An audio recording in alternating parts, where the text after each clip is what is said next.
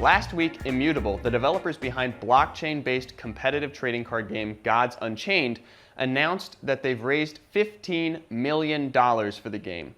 As they say in their release, that's a whole lot of dough. Now, according to the release, Gods Unchained is now the most popular blockchain game in the world. And that means a few things. First of all, that's great news for the developers and the game as a whole.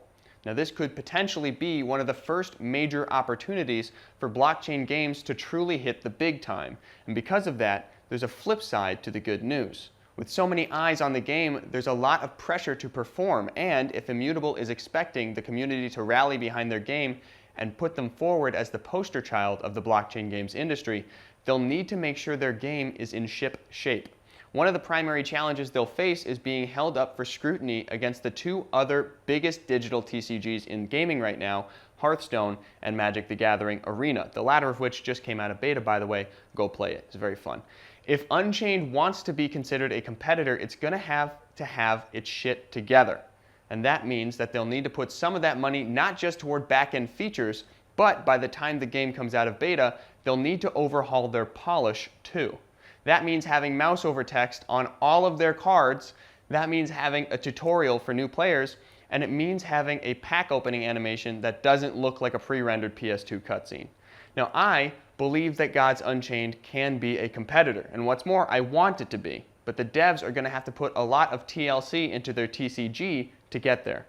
More good news is that according to their release, Immutable plans to pour a lot of the money that they've raised towards marketing, and I hope they understand that for this game to flourish and become more than a really expensive DApp, they're going to need to market to an audience outside of the crypto space. Crypto folks are good and all, but winning them over is just a small step in the road to a successful game. What should they be marketing to get that edge? The fact that their platform allows for true card trading, something that's sorely lacking for Magic and Hearthstone, and that is a huge step forward for the digital TCG industry as a whole. Now, finally, they've announced that they'll eventually be allowing third-party devs to develop dApps for their platform, hoping that they will provide, quote, a noob-proof experience for users to jump in and interact with this new digital asset class. Whatever you say, guys, just as long as you don't let your platform get bogged down with POS shovelware. All said, this is great news for the blockchain gaming space, and I'm looking forward to following the development of the game very closely. Now, for more news on Gods Unchained and crypto gaming as a whole, I'm Zachy Hennessy, and this is BLOCKTV.